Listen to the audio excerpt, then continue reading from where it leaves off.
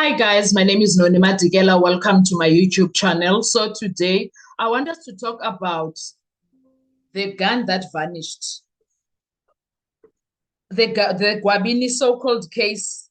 Something is very off there, guys. I don't know if it's just me or what.